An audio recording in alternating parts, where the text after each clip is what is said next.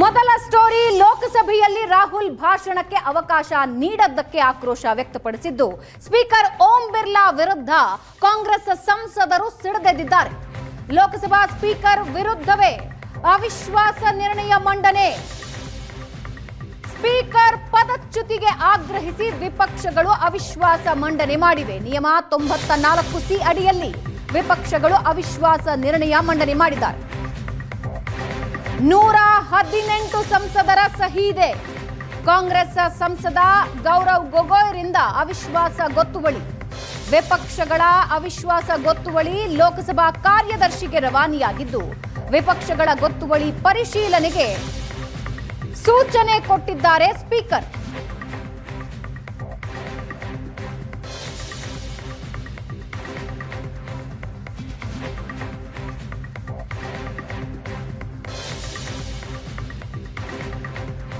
ರಾಹುಲ್ ಗಾಂಧಿಗೆ ಭಾಷಣಕ್ಕೆ ಅವಕಾಶ ನೀಡಲಿಲ್ಲ ಅಂತ ಸಿಡಿದೆದ್ದಿದ್ದಾರೆ ಕಾಂಗ್ರೆಸ್ ಸಂಸದರು. ಲೋಕಸಭಾ ಸ್ಪೀಕರ್ ವಿರುದ್ಧನೇ ಅವಿಶ್ವಾಸ ನಿರ್ಣಯ ಮಂಡನೆಗೆ ಮುಂದಾಗಿದ್ದಾರೆ. ಹಾಗೆ ಅವಿಶ್ವಾಸ ನಿರ್ಣಯ ಮಂಡನೆ ಮಾಡಬೇಕು ಅಂದ್ರೆ 100 ಸಂಸದರ ಬೆಂಬಲ ಇರಬೇಕು. 118 ಸಂಸದರ ಬೆಂಬಲದೊಂದಿಗೆ 118 ಸಂಸದರ ಸಹಿಯೊಂದಿಗೆ ಅವಿಶ್ವಾಸ ಮಂಡಿಸಿದೆ ಕಾಂಗ್ರೆಸ್. ಕಾಂಗ್ರೆಸ್ ಸಂಸದ ಗೌರವ್ ಗೊಗೊಯ್ರಿಂದ ಅವಿಶ್ವಾಸ ಗೊತ್ತುವಳಿಯಾಗಿದ್ದು ವಿಪಕ್ಷಗಳ ಅವಿಶ್ವಾಸ ಗೊತ್ತುವಳಿ ಲೋಕಸಭಾ ಕಾರ್ಯದರ್ಶಿಗೆ ರವಾನೆಯಾಗಿದೆ. ಪರಿಶೀಲನೆಗೆ ಸೂಚನೆ ಕೊಟ್ಟಿದ್ದಾರೆ ಸ್ಪೀಕರ್. ನಿಯಮ 94C ಅಡಿಯಲ್ಲಿ ವಿಪಕ್ಷಗಳು ಅವಿಶ್ವಾಸ ನಿರ್ಣಯ ಮಂಡಿಸಿದ್ದಾರೆ.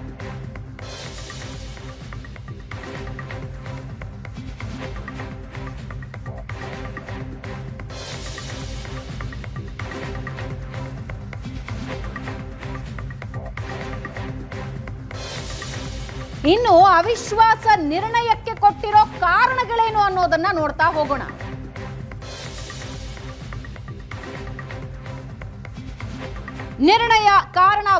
ನಿರ್ಣಯ ಮಂಡಿಸೋದಕ್ಕೆ ಕಾರಣ ಒಂದು, ಲೋಕಸಭೆಯಲ್ಲಿ ರಾಹುಲ್ ಭಾಷಣಕ್ಕೆ ಅವಕಾಶ ನೀಡದ್ದಕ್ಕೆ ಆಕ್ರೋಶ. ಕಾರಣ 2, ಲೋಕಸಭೆಯಲ್ಲಿ ವಿಪಕ್ಷಗಳ 8 ಸಂಸದರನ್ನ ಅಮಾನತು ಮಾಡಿದ್ದು. ಕಾರಣ 3, 2 ಮಾಜಿ ಪ್ರಧಾನಿಗಳ ವಿರುದ್ಧ ಭಾಷಣಕ್ಕೆ ಬಿಜೆಪಿಗೆ ಅವಕಾಶ ನೀಡಿದ್ದು. ಕಾರಣ 4, ಪ್ರಧಾನಿ ಮುತ್ತಿಗೆಗೆ ಯತ್ನ ಅಂತ ಸದನದಲ್ಲೇ ಕಾಂಗ್ರೆಸ್ ವಿರುದ್ಧ ಆರೋಪ ಮಾಡಿದ್ದು. 4 ಕಾರಣಗಳನ್ನ ಮುಂದಿಟ್ಟು ಅವಿಶ್ವಾಸ ಗೊತ್ತುವಳಿ ಮಂಡಿಸಿದ್ದಾರೆ.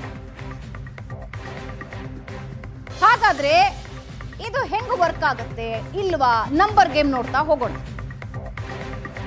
ಲೋಕಸಭೆಯಲ್ಲಿನ ಬಲಾಬಲ ನೋಡ್ತಾ ಹೋಗ್ತಿದ್ದೀವಿ. ಒಟ್ಟು 543 ಸ್ಥಾನಗಳು, ಬಹುಮತ 272. ಎನ್ಡಿಎಗೆ ಇರುವ ಬಲ 293, ಐಎನ್ಡಿಎಗೆ ಇರುವ ಬಲ 234 ಮತ್ತು ಇತರರು 16.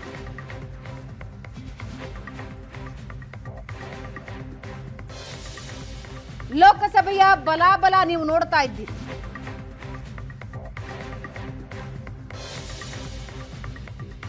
ಇನ್ನು ಇದೆಲ್ಲದರ ನಡುವೆ ಪಂಚರಾಜ್ಯ ಚುನಾವಣೆಯ ಹೊತ್ತಲ್ಲೇ ಕಾಂಗ್ರೆಸ್ಗೆ ಒಂದು ಬಿಗ್ ಶಾಕ್ ಕಾದಿದೆ. ಅವಿಶ್ವಾಸ ನಿರ್ಣಯದಿಂದ ದೂರ ಉಳಿದಿದ್ದಾರೆ ಟಿಎಂಸಿ ಸಂಸದರು. ಸ್ಪೀಕರ್ ಓಂ ಬಿರ್ಲಾ ವಿರುದ್ಧ ವಿಪಕ್ಷಗಳು ಅವಿಶ್ವಾಸ ನಿರ್ಣಯ ಮಂಡಿಸಿದ್ವು. ಈ ಅವಿಶ್ವಾಸ ನಿರ್ಣಯದಿಂದ ದೂರ ಉಳಿದಿದೆ ತೃಣಮೂಲ ಕಾಂಗ್ರೆಸ್. ಅವಿಶ್ವಾಸ ಗೊತ್ತುವಳಿ ಪತ್ರಕ್ಕೆ ಅವ್ರು ಯಾರೂ ಸಹಿ ಹಾಕಿಲ್ಲ.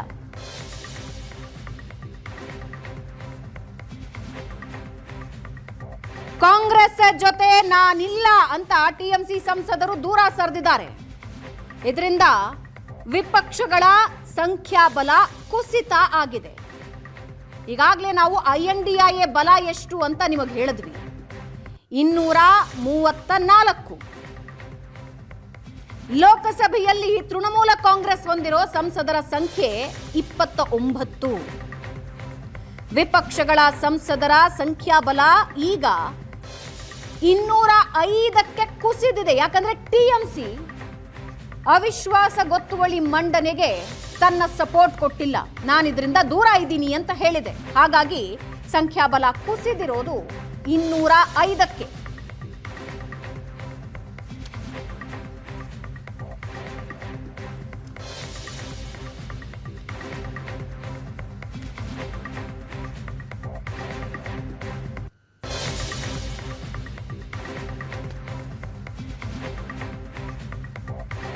ಎಸ್, ಈ ಬಗ್ಗೆ ಇನ್ನಷ್ಟು ಡೀಟೇಲ್ಸ್ ನಮ್ಮ ಜೊತೆ ಹಂಚಿಕೊಳ್ಳೋದಕ್ಕೆ ರಾಜಕೀಯ ವಿಶ್ಲೇಷಕರಾದ ಪ್ರಶಾಂತ್ ನಾತು ಲೈವ್ ನಲ್ಲಿ ಜಾಯಿನ್ ಆಗ್ತಾ ಇದ್ದಾರೆ. ಪ್ರಶಾಂತ್, 118 ಸಂಸದರ ಸಹಿಯೊಂದಿಗೆ ಅವಿಶ್ವಾಸ ಗೊತ್ತುವಳಿ ಮಂಡಿಸಿದ್ದಾರೆ. ಆದರೆ ಟಿಎಂಸಿ ಇದರಿಂದ ಹೊರಗುಳಿದಿದೆ. ಏನ್ ಗೇಮ್ ಪ್ಲಾನ್ ನಡೀತಾ ಇದೆ? ನೋಡಿ, ತೃಣಮೂಲ್ ಕಾಂಗ್ರೆಸ್ ಪಶ್ಚಿಮ ಬಂಗಾಳದ ಚುನಾವಣೆ ಹತ್ರ ಬರ್ತಾ ಇರ್ತಕ್ಕಂಥ ಸಂದರ್ಭದಲ್ಲಿ ಕಾಂಗ್ರೆಸ್ ಜೊತೆಗೆ ಕಾಣಿಸ್ಕೊಳ್ಳುವ ಮನಸ್ಥಿತಿಯಲ್ಲಿ ತೃಣಮೂಲ್ ಕಾಂಗ್ರೆಸ್ ಇಲ್ಲ. ಅದರ ಅರ್ಥ ಅವ್ರು BJP ಜೊತೆಗಿದ್ದಾರೆ ಅಂತಲ್ಲ.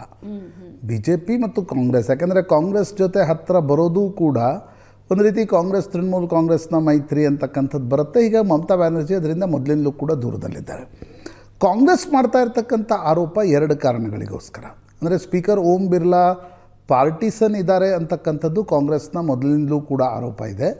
ಸ್ಪೀಕರ್ ಓಂ ಬಿರ್ಲಾ ಮೊನ್ನೆ ಲೋಕಸಭೆಯಲ್ಲಿ ಮಾಡಿರ್ತಕ್ಕಂಥ ಏನಿತ್ತು ಅಂದರೆ ಪ್ರಧಾನಮಂತ್ರಿಗಳು ಸದನದಲ್ಲಿ ಬಂದಿರತಕ್ಕಂಥ ಸಂದರ್ಭದಲ್ಲಿ ಏನೆಲ್ಲ ನಡೀತು ಅಂತಕ್ಕಂಥದ್ದನ್ನು ಸ್ಪೀಕರ್ ಓಂ ಬಿರ್ಲಾ ಹೇಳಿದರು. ಆ ಕಾರಣದಿಂದ ಕೂಡ ಕಾಂಗ್ರೆಸ್ ಓಂ ಬಿರ್ಲಾ ಪಕ್ಷಪಾತಿಯಾಗಿದ್ದಾರೆ ಅನ್ನುವ ಕಾರಣಕ್ಕೋಸ್ಕರ ಅವಿಶ್ವಾಸ ಗೊತ್ತುವಳಿಯನ್ನು ಮಂಡಿಸ್ತಾ ಇದೆ. ಬಟ್ ಸರ್ಕಾರಕ್ಕೆ ಸದನದಲ್ಲಿ ಒಂದು ದೊಡ್ಡ ಮೆಜಾರಿಟಿ ಇದೆ. ಆದರೂ ಲೋಕಸಭೆಯಲ್ಲೂ ಕೂಡ ಸರ್ಕಾರಕ್ಕೆ ಒಂದು ದೊಡ್ಡ ಮೆಜಾರಿಟಿ ಇದೆ. ಹೀಗಿರುವ ಸಂದರ್ಭದಲ್ಲಿ ಆ ಅವಿಶ್ವಾಸ ಗೊತ್ತುವಳಿಗೆ ಜಾಸ್ತಿ ಯಾವುದೇ ರೀತಿಯಾಗಿರ್ತಕ್ಕಂಥ ಪೊಲಿಟಿಕಲ್ ಕಾನ್ಸಿಕ್ವೆನ್ಸ್ನ ಮಹತ್ವ ಇಲ್ಲ ಅಂತ ನನಗನ್ಸುತ್ತೆ.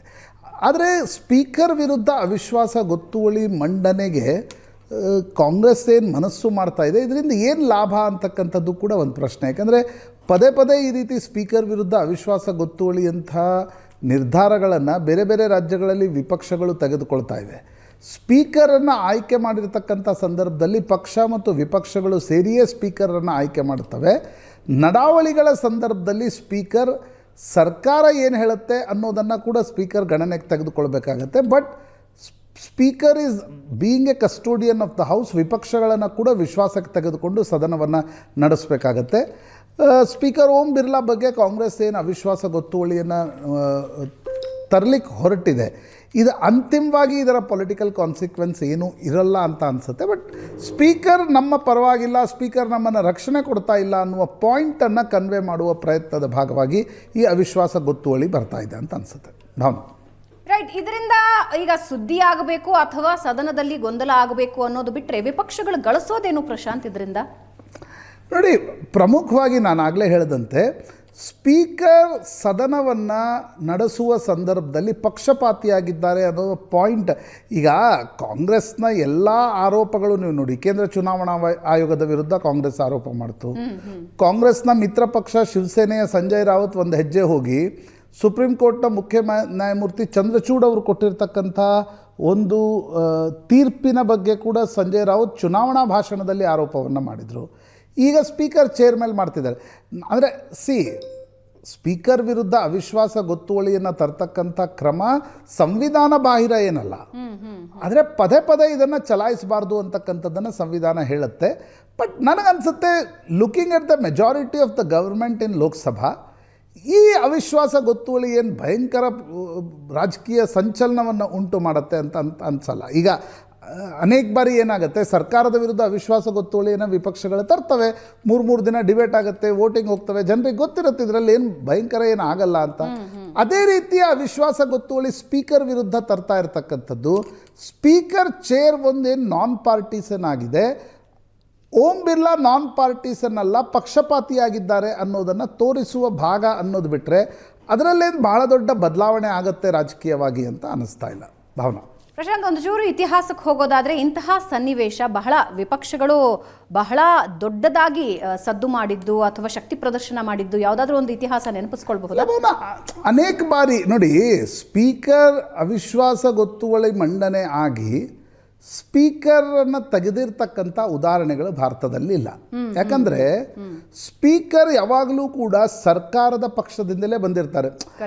For the sake of constitutional wisdom ಅವರು ಪಕ್ಷಪಾತಿ ಆಗಿರಬಾರ್ದು ಅಂತಕ್ಕಂಥದ್ದು ಹೇಳಿದರೂ ಕೂಡ ಅವರು ಸರ್ಕಾರ ಬಯಸಿದವರೇ ಬಂದು ಅಲ್ಲಿ ಸ್ಪೀಕರ್ ಆಗಿರ್ತಾರೆ. ಹಾಗಿರುವ ಸಂದರ್ಭದಲ್ಲಿ ನೀವು ಸ್ಪೀಕರ್ ವಿರುದ್ಧ ಅವಿಶ್ವಾಸ ಗೊತ್ತುವಳಿಯನ್ನು ತಂದು ಅದು ಪಾಸ್ ಆದರೆ ಸರ್ಕಾರಕ್ಕೆ ಬಹುಮತ ಇಲ್ಲ ಅಂತ ಲೆಕ್ಕ. ಆ ಕಾರಣದಿಂದ ಭಾರತದಲ್ಲಿ ಇಲ್ಲಿಯವರೆಗೆ ಸ್ಪೀಕರ್ ವಿರುದ್ಧ ಅವಿಶ್ವಾಸ ಗೊತ್ತುವಳಿಗಳು ಸಾಕಷ್ಟು ಮಂಡನೆಯಾಗಿವೆ. ಸ್ಪೀಕರ್ ವಿರುದ್ಧ ಅವಿಶ್ವಾಸದ ನೋಟಿಸ್ ಸಾಕಷ್ಟು ಬಂದಿವೆ. ಆದರೆ ಅಂತಿಮವಾಗಿ ಅದು ವೋಟಿಂಗಿಗೆ ಹೋದಾಗ ಸ್ಪೀಕರನ್ನು ತೆಗೆದಿರ್ತಕ್ಕಂಥ ಉದಾಹರಣೆಗಳು ಲೋಕಸಭೆಯಲ್ಲಿ ಇದ್ದಂತಿಲ್ಲ. We should study it, but ಇದ್ದಂತೆ ಕಾಣ್ತಿಲ್ಲ. ರೈಟ್ ಪ್ರಶಾಂತ್, ವಾಪಸ್ ಬರ್ತೀನಿ. ಅವಿಶ್ವಾಸ ನಿರ್ಣಯಕ್ಕೆ ಸಹಿ ಮಾಡಿಲ್ಲ ಟಿಎಂಸಿ ಸಂಸದರು. ತಮ್ಮ ನಿರ್ಧಾರದ ಬಗ್ಗೆ ತೃಣಮೂಲ ಕಾಂಗ್ರೆಸ್ನಿಂದ ಸ್ಪಷ್ಟನೆ ಸಿಕ್ಕಿದೆ. ನಮ್ಮ ಸಲಹೆಯನ್ನ ಕಾಂಗ್ರೆಸ್ ಪರಿಗಣಿಸಿಲ್ಲ ಅಂತ ಟಿಎಂಸಿ ಹೇಳ್ತಾ ಇದೆ. ನಾವು ಸ್ಪೀಕರ್ಗೆ ಪತ್ರ ಬರೆದು ಅಸಮಾಧಾನ ವ್ಯಕ್ತಪಡಿಸಬೇಕಾಗಿತ್ತು. ಸ್ಪೀಕರ್ ಈ ಬಗ್ಗೆ ಉತ್ತರಿಸೋದಕ್ಕೆ 2-3 ದಿನ ಅವಕಾಶ ಕೊಡಬೇಕಾಗಿತ್ತು ಅಂತ ತೃಣಮೂಲ ಕಾಂಗ್ರೆಸ್ ಸಂಸದ ಅಭಿಷೇಕ್ ಬ್ಯಾನರ್ಜಿ ಹೇಳಿಕೆ ಕೊಟ್ಟಿದ್ದಾರೆ. ಸ್ಪೀಕರ್ ಉತ್ತರ ನೀಡಿ ಮುಂದಿನ ನಿರ್ಧಾರ ಮಾಡಬೇಕಾಗಿತ್ತು. ಆಗ ನಾವು ಅವಿಶ್ವಾಸ ಮಂಡನೆ ಮಾಡಿದ್ರೆ ಆಕ್ಷೇಪ ಇರಲಿಲ್ಲ. ಸ್ಪೀಕರ್ ಉತ್ತರಕ್ಕೆ ಅವಕಾಶ ನೀಡದೆ ಅವಿಶ್ವಾಸ ಸರಿಯಲ್ಲ ಅಂತ ಅಂದಿದ್ದಾರೆ ಅಭಿಷೇಕ್ ಬ್ಯಾನರ್ಜಿ. देखिए, नो कॉन्फिडेंस स्पीकर में अगेंस्ट करने का जो मुद्दा है, ये कल भी हमने स्पष्ट किया है. कांग्रेस और जितने भी like minded parties India alliance का हिस्सा है कि हमारे जो पार्टी का स्टैंड है, हमें नो कॉन्फिडेंस साइन करने में कोई दिक्कत नहीं है. नो कॉन्फिडेंस रेजोल्यूशन साइन करने में, सबमिट करने में कोई दिक्कत नहीं है. सारे तृणमूल एमपी साइन करेंगे. लेकिन हमारा उनको जो सुझाव था कि पहले आपके जो 4 पॉइंट्स है, जो पॉइंट कांग्रेस की तरफ से रेज किया जा रहा है, एक तो आप देख रहे हैं 8 लोगों को सस्पेंड किया गया है, एक उनके महिला सांसदों के ऊपर झूठा आरोप लगाया गया है, एक प्रतिपक्ष के नेता को बोलने दिया नहीं जा रहा है, और दूसरे तरफ से आपका जो है कि भाई दूसरा बीजेपी के नेता को आप अटैक करने का मौका दे रहे हो, and the chair is working in a biased manner. तो इन चारों मुद्दों को पहले हमने ये कहा कि आप एक चिट्ठी in form of a protest आप स्पीकर को भेजिए. उस चिट्ठी में सारे ऑपोजिशन एमपीज, चाहे वो कांग्रेस के हो, समाजवादी पार्टी के हो, तृणमूल के हो, डीएमके के हो, सब साइन करेंगे. हमें कोई दिक्कत नहीं है. और स्पीकर को आप 2-4 दिन समय दीजिए, 2 दिन समय दीजिए, 3 दिन समय दीजिए. अगर स्पीकर भाई 2 दिन दीजिए. आज तो 10 है, अभी भी तो 3 दिन है. आज अगर देते हैं तो 2 दिन 3 दिन स्पीकर को समय दीजिए. अगर स्पीकर कोई एक्शन नहीं लेता है या उस पर कोई विचार नहीं करता है, then there is always a room to move no confidence. We have no problem. But मेरा सुझाव ये था कि पहले आप एक चिट्ठी दे दो. चिट्ठी देके वो उनको क्लियर कर दो. Let it be incumbent on the speaker to act on those 4 points that is being raised by INC. And if the speaker doesn't act, then we will all unitedly move on. Yes, ಈ ಬಗ್ಗೆ ಮಾತಾಡೋದಕ್ಕೆ ಮತ್ತೊಂದ್ಸಲ Prashant ನಾತು join ಆಗ್ತಾ ಇದ್ದಾರೆ. ಪ್ರಶಾಂತ್, ಅಭಿಷೇಕ್ ಬ್ಯಾನರ್ಜಿ ಮಾತುಗಳು sounds very logical, ಆದರೆ election perspective ಇಂದ ಮಾತಾಡೋದಾದ್ರೆ ನೋಡಿ, ಅಭಿಷೇಕ್ ಬ್ಯಾನರ್ಜಿ ಮತ್ತು ತೃಣಮೂಲ್ ಕಾಂಗ್ರೆಸ್ ಒಂದು ಹಂತದಲ್ಲಿ ಕಳೆದ 5-6 ತಿಂಗಳಿಂದ ಕಾಂಗ್ರೆಸ್ ಮೇಲೆ ಅವ್ರಿಗಿರ್ತಕ್ಕಂಥ ಬೇಸರ ಏನು ಅಂತಂದರೆ, ರಾಹುಲ್ ಗಾಂಧಿ ನೇತೃತ್ವದಲ್ಲಿ INDA ಒಕ್ಕೂಟ ಇನ್ನು ಮುಂದುವರಿಲಿಕ್ಕೆ ಸಾಧ್ಯ ಇಲ್ಲ, ಮಮತಾ ಬ್ಯಾನರ್ಜಿ ನೇತೃತ್ವದಲ್ಲೇ ಈ ಒಕ್ಕೂಟ ಮುಂದುವರಿಬೇಕು ಅನ್ನೋದನ್ನು ತೃಣಮೂಲ್ ಕಾಂಗ್ರೆಸ್ ಪದೇ ಪದೇ ಸ್ಪಷ್ಟಪಡಿಸ್ತಾ ಇತ್ತು. ಪಶ್ಚಿಮ ಬಂಗಾಳದಲ್ಲೂ ಕೂಡ ತೃಣಮೂಲ್ ಕಾಂಗ್ರೆಸ್ನಿಂದ ಒಂದು ಅಂತರವನ್ನು ಕಾಯ್ದುಕೊಳ್ತಾ ಇದೆ. ಯಾವುದೇ ಸಂದರ್ಭದಲ್ಲೂ ಕೂಡ ತೃಣಮೂಲ್ ಕಾಂಗ್ರೆಸ್ಗೆ ಅನಿಸ್ತಾ ಇದೆ, ನಾವು ಕಾಂಗ್ರೆಸ್ ಜೊತೆ ಮೈತ್ರಿ ಮಾಡಿಕೊಂಡ್ರೆ ಕಾಂಗ್ರೆಸ್ ಕೆಲ ಮತಗಳನ್ನೇನು ಆ್ಯಂಟಿ ಮಮತಾ ತೆಗೆದುಕೊಳ್ಳುತ್ತೆ, ಆ ಮತಗಳು BJPಗೆ ಹೋಗ್ಬೋದು. ಬೇಸಿಕಲಿ ನನಗನ್ಸುತ್ತೆ ಸ್ಪೀಕರ್ ಅವಿಶ್ವಾಸ ಗೊತ್ತುವಳಿಯ ಸಂದರ್ಭದಲ್ಲೂ ಕೂಡ ತೃಣಮೂಲ್ ಕಾಂಗ್ರೆಸ್ನ ಈ ಪ್ರಸ್ತಾವನೆಗೆ ಬೆಂಬಲ ಕೊಡದೇ ಇರಲಿಕ್ಕೆ ಪ್ರಮುಖವಾಗಿರ್ತಕ್ಕಂಥ ಕಾರಣ, ಕಾಂಗ್ರೆಸ್ ನಮ್ಮಿಂದ ಇಂಡಿಪೆಂಡೆಂಟಾಗಿ ಉಳಿಲಿ, ಕೆಲ BJP ಮತಗಳನ್ನು ಅವ್ರು ತೆಗೆದುಕೊಳ್ಳಿ, ಆ್ಯಂಟಿ ಮಮತಾ ಮತಗಳನ್ನು. ನಮ್ಮ ಜೊತೆ ಕಾಂಗ್ರೆಸ್ ಬಂದರೆ ಆ್ಯಂಟಿ ಮಮತಾ ಮತಗಳು, ಆ್ಯಂಟಿ ಮಮತಾ ಸೆಕ್ಯುಲರ್ ಮತಗಳಿವೆ, ಅವು BJPಗೆ ಹೋದರೂ ಆಶ್ಚರ್ಯ ಇಲ್ಲ. ಆ ಕಾರಣಕ್ಕೋಸ್ಕರ ಕೂಡ ತೃಣಮೂಲ್ ಕಾಂಗ್ರೆಸ್ ಚುನಾವಣೆಯ ದೃಷ್ಟಿಕೋನದಿಂದ ಒಂದು ತಾಟಸ್ಥ್ಯ ನೀತಿಯನ್ನು ಲೋಕಸಭೆಯಲ್ಲಿ ಅನುಸರಿಸ್ತಾ ಇದೆ ಅನ್ನೋದು ಸ್ಪಷ್ಟವಾಗಿ ಕಾಣ್ತಾ ಇದೆ. ಅಭಿಷೇಕ್ ಬ್ಯಾನರ್ಜಿ ಅನೇಕ ವಿಷಯಗಳನ್ನು ಹೇಳಿದರು, ಬಟ್ ಹಿಂದೆ ಇಂಡಿಯಾ ಒಕ್ಕೂಟ ತೆಗೆದುಕೊಂಡಿರ್ತಕ್ಕಂಥ ನಿರ್ಣಯಗಳಲ್ಲಿ ಮಮತಾ ಬ್ಯಾನರ್ಜಿ ಇದ್ದೇ ಇದ್ದರು. ಈಗ ಏಕಾಏಕಿ ಈ ಒಂದು ಈಕ್ವಿ ಡಿಸ್ಟೆನ್ಸಿಗೆ ಕಾರಣ ಏನು? ಅದು ಪ್ರಮುಖವಾಗಿ ಪಶ್ಚಿಮ ಬಂಗಾಳದ ಚುನಾವಣೆಯನ್ನು ದೃಷ್ಟಿಯಲ್ಲಿಟ್ಕೊಂಡು. ಈಗ ಸ್ಪೀಕರ್ ಅವಿಶ್ವಾಸ ಗೊತ್ತುವಳಿ ಬಗ್ಗೆ ಹೇಳೋದಾದರೆ ನೋಡಿ, 14 ದಿನಗಳಲ್ಲಿ ಇವರು ಪ್ರಸ್ತಾವನೆ ಕೊಟ್ಟ ನಂತರ ಅದು ಚರ್ಚೆಗೆ ದಿನಾಂಕ ನಿಗದಿಪಡಿಸಬೇಕು, ವೋಟಿಂಗಿಗೂ ಕೂಡ ಹಾಕಬೇಕು. ಅನೇಕ ಬಾರಿ ನಾನು ಲೀಸ್ಟನ್ನು ಗಮನಿಸ್ತಾ ಇದ್ದೆ. 1954ರಲ್ಲಿ ಜಿ ವಿ ಮಾಲ್ವಂಕರ್ ಭಾಳ ದೊಡ್ಡ ಹೆಸರು ಸ್ಪೀಕರ್ ಸ್ಥಾನದಲ್ಲಿ, ಅವರ ವಿರುದ್ಧ 1954 18 ಡಿಸೆಂಬರ್ ಚರ್ಚೆಯ ನಂತರ ಸದನ ಈ ಪ್ರಸ್ತಾವನೆಯನ್ನು ವಜಾ ಮಾಡ್ತು, ಕಿತ್ತಾಕ್ತು. 1964 24 ನವೆಂಬರ್ ಸ್ಪೀಕರ್ ಹುಕುಮ್ ಸಿಂಗ್ ವಿರುದ್ಧ ಅವಿಶ್ವಾಸ ಪ್ರಸ್ತಾವನೆ ಬಂದಿತ್ತು. ಆದರೆ 50 ಸದಸ್ಯರು ಸಹಿ ಮಾಡಿರಲಿಲ್ಲ ಅನ್ನುವ ಕಾರಣಕ್ಕೋಸ್ಕರ ಈ ಪ್ರಸ್ತಾವನೆ ಚರ್ಚೆಗೆ ತೆಗೆದುಕೊಳ್ಳೇ ಇಲ್ಲ. 1987 ಆಗಿನ ಸ್ಪೀಕರ್ ಆಗಿದ್ದರು ಬಲರಾಮ್ ಜಾಖಡ್, ರಾಜೀವ್ ಗಾಂಧಿ ಸರ್ಕಾರ ಅಸ್ತಿತ್ವಕ್ಕಿರ್ತಕ್ಕಂಥ ಸಂದರ್ಭದಲ್ಲಿ ಆಗ ಸದನದಲ್ಲಿ ಚರ್ಚೆಯನ್ನು ತೆಗೆದುಕೊಂಡ ನಂತರ ಈ ಒಂದು ಪ್ರಸ್ತಾವನೆಯನ್ನು ಇದು ಮಾಡಲಾಯಿತು. 67ರಲ್ಲಿ ನೀಲಂ ಸಂಜೀವ್ ರೆಡ್ಡಿ, 2001ರಲ್ಲಿ TMC ಬಾಲ್ ಯೋಗಿ, 2011ರಲ್ಲಿ ಮೀರಾ ಕುಮಾರ್, 2020ರಲ್ಲಿ ಓಂ ಬಿರ್ಲಾ. ಈ 4 ಜನರ ವಿರುದ್ಧ ಬಹಳ ಚರ್ಚೆಗಳಾದವು, ಏನು ಪ್ರಸ್ತಾವನೆಯನ್ನು ತರಬೇಕು ಅಂತಕ್ಕಂಥದ್ದು. 2020ಯಲ್ಲಿ ಓಂ ಬಿರ್ಲಾ ವಿರುದ್ಧ ಕೂಡ ಆಯಿತು, ಬಟ್ ಅವು ಯಾವುವೂ ಕೂಡ ಸದನದಲ್ಲಿ ಚರ್ಚೆಗೆ ಬರಲಿಲ್ಲ. ಈಗ 4 ಕಾರಣಗಳನ್ನು ಕೊಟ್ಟು ರಾಹುಲ್ ಗಾಂಧಿ ಮತ್ತು ಕಾಂಗ್ರೆಸ್ ಸ್ಪೀಕರ್ ವಿರುದ್ಧ ಅವಿಶ್ವಾಸ ಗೊತ್ತುವಳಿಯನ್ನು ತರ್ತಾ ಇದೆ. 50 ಸದಸ್ಯರಿಗಿಂತ ಜಾಸ್ತಿ ಸದಸ್ಯರು ಇದಕ್ಕೆ ಈಗಾಗಲೇ ಸಹಿ ಹಾಕಿದ್ದಾರೆ. ಪ್ರಸ್ತಾವನೆಯನ್ನು ಚರ್ಚೆಗೆ ತರಲಾಗತ್ತಾ, ತಂದರೆ ಏನಾಗತ್ತೆ? ಈಗ ನೋಡಿ, ಅವಿಶ್ವಾಸ ಗೊತ್ತುವಳಿ ಪಾಸ್ ಆಗ್ತಕ್ಕಂಥ ಯಾವುದೇ ಪ್ರಮೇಯ ಲೋಕಸಭೆಯಲ್ಲಿ ಉದ್ಭವ ಆಗಲ್ಲ. ಸರ್ಕಾರಕ್ಕೆ ಒಂದು ದೊಡ್ಡ ಮೆಜಾರಿಟಿಯಲ್ಲಿದೆ. BJPಗೆ ಮೆಜಾರಿಟಿ ಇರಲಿಲ್ಲ ಅಂದರೂ ಕೂಡ ನಿಮಗೆ TDP, JDU, ಸಣ್ಣ ಪಕ್ಷಗಳ ಸದಸ್ಯರು ಸೇರಿ 300 ಜನ ಸರ್ಕಾರಕ್ಕೆ ಬೆಂಬಲಕ್ಕೆ ನಿಂತಿದ್ದಾರೆ. ಹೀಗಾಗಿ ಅದು ಪಾಸ್ ಆಗ್ತಕ್ಕಂಥ ಸಾಧ್ಯತೆ ಇಲ್ಲ. But Congress is trying to prove the point ಅನ್ನೋದು ಮೇಲ್ನೋಟಕ್ಕೆ ಸ್ಪಷ್ಟವಾಗಿ ಕಾಣುತ್ತೆ.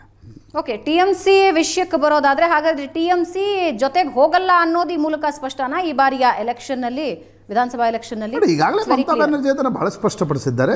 ಪಶ್ಚಿಮ ಬಂಗಾಳದಲ್ಲಿ Congress is not at all A force, but Mamata Banerjee ಇರುತ್ತೆ. CPM ಮತ್ತು ಕಾಂಗ್ರೆಸ್ ಮೈತ್ರಿ ಮಾಡ್ಕೊಂಡು ಸ್ಪರ್ಧೆ ಮಾಡಿದರೆ ಸ್ವಲ್ಪ ಆ್ಯಂಟಿ ಮಮತಾ ವೋಟ್ಗಳು ಅವು ಎಲ್ಲವೂ BJPಯ ತಟ್ಟೆಗೆ ಹೋಗಿ ಬೀಳೋಕ್ಕಿಂತ ಸ್ವಲ್ಪ ನನ್ನ ವಿರುದ್ಧದ ಮತಗಳು ಇನ್ನೊಂದು ಕಡೆ ಹೋದರೆ ಅಲ್ಲಿ ಡಿವಿಷನ್ ಆಗುತ್ತೆ ಅಂತಕ್ಕಂಥದ್ದು ಕೂಡ ಮಮತಾ ಬ್ಯಾನರ್ಜಿ ಅವರ ಸ್ಟ್ರಾಟಜಿ ಅನ್ನೋದು ಮೇಲ್ನೋಟಕ್ಕೆ ಸ್ಪಷ್ಟವಾಗಿ ಕಾಣುತ್ತೆ. ಅವರು ಅನೇಕ ಟೆಕ್ನಿಕಲ್ ರೀಸನ್ಸ್ಗಳನ್ನು ಅಭಿಷೇಕ್ ಬ್ಯಾನರ್ಜಿ, ಕಲ್ಯಾಣ್ ಬ್ಯಾನರ್ಜಿ ಹೇಳ್ತಾ ಇದ್ದಾರೆ, ಬಟ್ ಆ ಟೆಕ್ನಿಕಲ್ ರೀಸನ್ಸ್ಗಳಿಗಿಂತ ಪೊಲಿಟಿಕಲ್ ರೀಸನ್ಸ್ಗಳು ಹೆಚ್ಚು ಪ್ರಬಲ ಮತ್ತು ಮಹತ್ವದ್ದಾಗಿವೆ ಅಂತ ಅನ್ಸುತ್ತೆ. ರೈಟ್. ಈಗ ಮಮತಾ ಬ್ಯಾನರ್ಜಿ ಇತ್ತೀಚೆಗಿನ ನಡೆಗಳು ಅಥವಾ ಅವರ ಪ್ರೊಟೆಸ್ಟ್ ಮಾಡುವ ರೀತಿ, ಸುಪ್ರೀಂ ಕೋರ್ಟ್ನಲ್ಲಿ ಹೋಗಿ ವಾದ ಮಾಡೋ ರೀತಿ, ಇವೆಲ್ಲನೂ ನೋಡ್ತಾ ಇದ್ರೆ ಈ ಬಾರಿ ಅಖಾಡ ಹೇಗಿದೆ ಪ್ರಶಾಂತ್? ಸದ್ಯಕ್ಕೆ ಹೆಂಗ್ ಕಂಡು ಬರ್ತಾ ಇದೆ ಪಶ್ಚಿಮ ಬಂಗಾಳದಲ್ಲಿ ಪ್ರೆಸೆಂಟ್? ಇವಾಗ ಅನ್ಸುತ್ತೆ, but still the fight is directly between Mamata Banerjee and ಭಾರತೀಯ ಜನತಾ ಪಾರ್ಟಿ. ಮೊದಲು ಅದು CPM ವರ್ಸಸ್ ಮಮತಾ ಇತ್ತು. ಕಾಂಗ್ರೆಸ್ ಅದರಲ್ಲೊಂದು ಮೈನರ್ ಪ್ಲೇಯರ್ ಆಗಿ ಉಳಿದಿತ್ತು.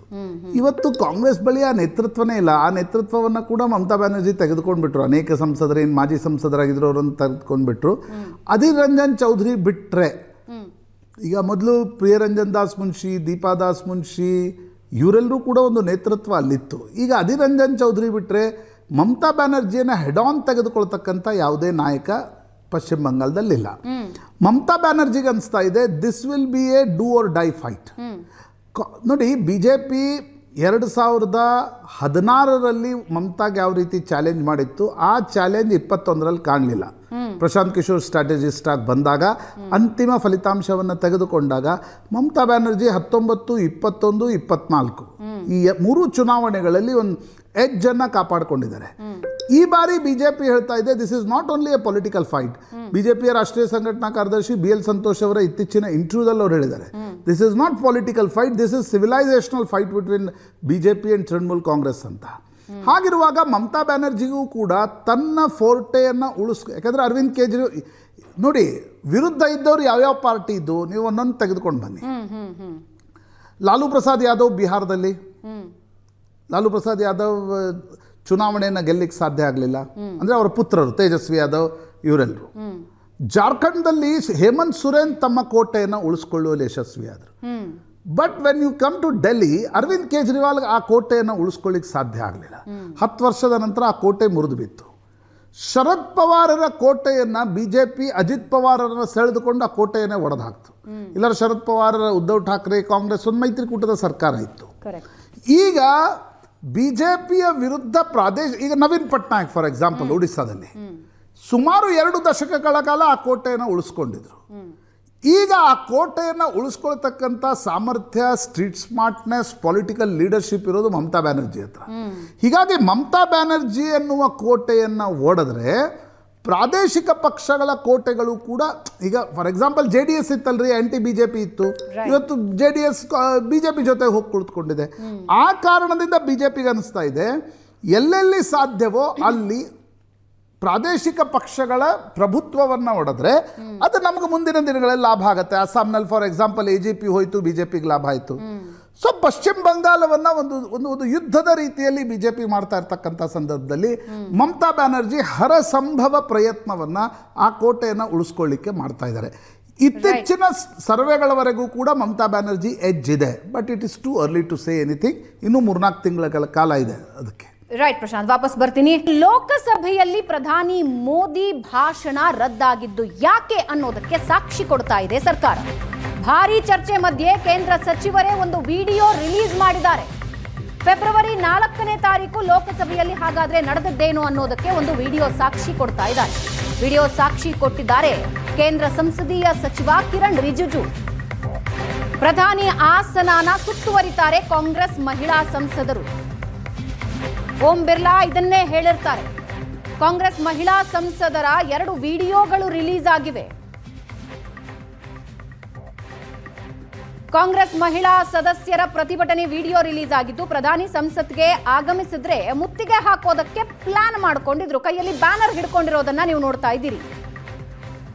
ಅದರ ನಡುವೆ ಕೇಂದ್ರ ರೈಲ್ವೆ ಸಚಿವರಾದ ಅಶ್ವಿನಿ ವೈಷ್ಣವ್, ಟೆಕ್ಸ್ಟೈಲ್ ಮಿನಿಸ್ಟರ್ ಗಿರಿರಾಜ್ ಸಿಂಗ್ ಕೈ ಮುಗಿದು ಕೇಳ್ಕೊಳ್ತಾರೆ, ಹೋಗಿ ನಿಮ್ಮ ಜಾಗಕ್ಕೆ ಅಂತ.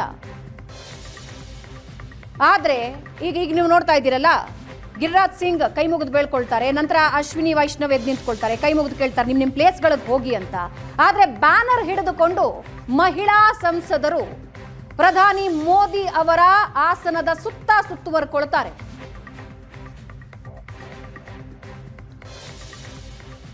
ವಿಡಿಯೋಗಳನ್ನ ಈಗ ಕಿರಣ್ ರಿಜಿಜು ರಿಲೀಸ್ ಮಾಡಿದ್ದಾರೆ. ಫೆಬ್ರವರಿ 4ನೇ ತಾರೀಕು ಏನೇನಾಯ್ತು ಅನ್ನೋದನ್ನ ನೀವು ನೋಡ್ತಾ ಇದ್ದೀರಿ. ಸಂಸದರು, ಮಹಿಳಾ ಸಂಸದರು ಬಂದು ಕೈಯಲ್ಲಿ ಬ್ಯಾನರ್ ಹಿಡ್ಕೊಂಡು, ಈಗ ನೀವು ನೋಡಬಹುದಾಗಿದೆ ವೈಡ್ ಆಂಗಲ್ ಕ್ಯಾಮೆರಾದಲ್ಲಿ ಸ್ಪಷ್ಟವಾಗಿ ಗೊತ್ತಾಗುತ್ತೆ. ಕೈಯಲ್ಲಿ ಬ್ಯಾನರ್, ದೊಡ್ಡದಾದ ಒಂದು ಬ್ಯಾನರ್ ಹಿಡ್ಕೊಂಡಿದ್ದಾರೆ. ಮೋದಿ ಅವರ ಚಿತ್ರವಿರುವ, ಅವರನ್ನ ವಿರೋಧಿಸುವ ಒಂದು ದೊಡ್ಡ ಬ್ಯಾನರ್ ಹಿಡ್ಕೊಂಡಿದ್ದಾರೆ. ಅದು ಮೋದಿ ಅವರ ಆಸನದ ಸುತ್ತ ನಿಂತುಕೊಂಡಿದ್ದಾರೆ. ಆಸನದ ಸುತ್ತ ನಿಂತುಕೊಂಡು ಪ್ರತಿಭಟಿಸ್ತಾ ಇರ್ತಾರೆ. ಈ ಸಂದರ್ಭದಲ್ಲಿ ಅಲ್ಲಿನ ಮಿನಿಸ್ಟರ್ಗಳು ಕೈ ಮುಗಿತಾರೆ, ದಯವಿಟ್ಟು ನಿಮ್ಮ ಜಾಗಕ್ಕೆ ಹೋಗಿ ಅಂತ. 2 ವಿಜುವಲ್ ಅನ್ನ ನೀವು ಸ್ಪಷ್ಟವಾಗಿ ನೋಡ್ತಾ ಇದ್ದೀರಾ.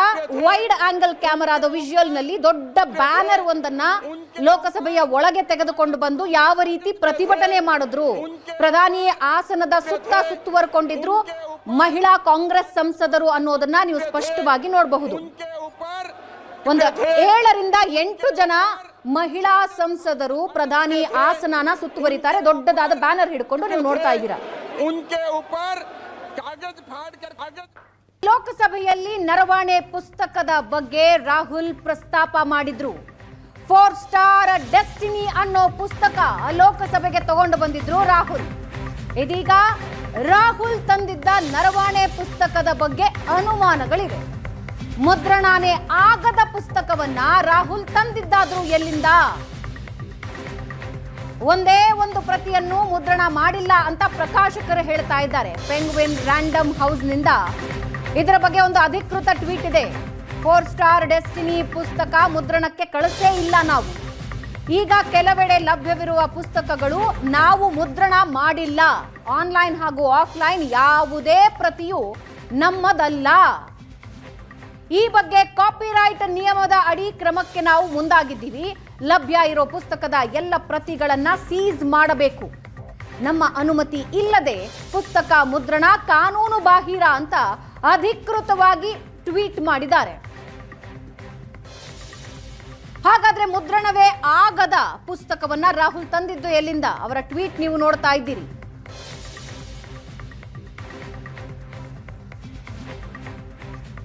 ಫೋರ್ ಸ್ಟಾರ್ ಡೆಸ್ಟಿನಿ ಪುಸ್ತಕ ಮುದ್ರಣಕ್ಕೆ ನಾವು ಕಳಿಸೇ ಇಲ್ಲ. ಈಗ ಕೆಲವೆಡೆ ಲಭ್ಯವಿರುವ ಪುಸ್ತಕಗಳು ನಾವು ಮುದ್ರಣ ಮಾಡಿಲ್ಲ. ಆನ್ಲೈನ್ ಹಾಗೂ ಆಫ್ಲೈನ್ ಯಾವುದೇ ಪ್ರತಿಯೂ ನಮ್ಮದಲ್ಲ. ಈ ಬಗ್ಗೆ ಕಾಪಿರೈಟ್ ನಿಯಮದ ಅಡಿ ಕ್ರಮಕ್ಕೆ ಮುಂದಾಗುತ್ತೇವೆ. ಲಭ್ಯ ಇರೋ ಪುಸ್ತಕದ ಎಲ್ಲಾ ಪ್ರತಿಗಳನ್ನ ಸೀಸ್ ಮಾಡಬೇಕು. ನಮ್ಮ ಅನುಮತಿ ಇಲ್ಲದೆ ಪುಸ್ತಕ ಮುದ್ರಣ ಕಾನೂನು ಬಾಹಿರ ಅಂದಿದ್ದಾರೆ. ಪೆಂಗ್ವಿನ್ ರ್ಯಾಂಡಮ್ ಹೌಸ್ ಇಂಡಿಯಾದಿಂದ ಅಧಿಕೃತ ಟ್ವೀಟ್ ಇದು. ಇವರು ಪ್ರಕಾಶಕರು. ಪುಸ್ತಕದ ಪ್ರಿಂಟ್ ರೈಟ್ಸ್ ಇವರ ಬಳಿ ಇದೆ. ಹಾಗಾದ್ರೆ ರಾಹುಲ್ ಕೈಯಲ್ಲಿ ಹಿಡಿದಿರುವ ಪುಸ್ತಕ ಯಾವುದು? ಅದು ನಮ್ಮದಂತೂ ಅಲ್ಲ ಅಂತ ಪ್ರಕಾಶಕರು ಹೇಳ್ತಾ ಇದ್ದಾರೆ. ಹಾಗಾದ್ರೆ ರಾಹುಲ್ ಗಾಂಧಿ ತಂದಿದ್ದ ಆ ಪುಸ್ತಕ ಎಲ್ಲಿಯದ್ದು?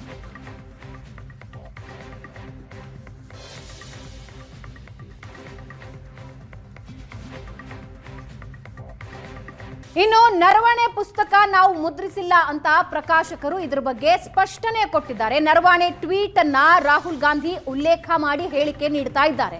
ನನ್ನ ಪುಸ್ತಕ ಬಿಡುಗಡೆ ಆಗಿದೆ ಅಂತ ನರವಾಣೆ ಹೇಳಿದ್ದಾರೆ. ಪೆಂಗ್ವಿನ್ ಸಂಸ್ಥೆನೇ ಸುಳ್ಳು ಹೇಳ್ತಾ ಇದೆ ಅಂದಿದ್ದಾರೆ ರಾಹುಲ್ ಗಾಂಧಿ. ಇಬ್ಬರ ಪೈಕಿ ಯಾರದ್ದಾದ್ರೂ ಒಂದು ಮಾತು ನಿಜ ಆಗಿರುತ್ತೆ. ನೀವು ಪೆಂಗ್ವಿನ್ ಅಥವಾ ನರವಾಣೆ ಯಾರ ಮಾತನ್ನ ನಂಬುತ್ತೀರಿ ಅಂದಿದ್ದಾರೆ.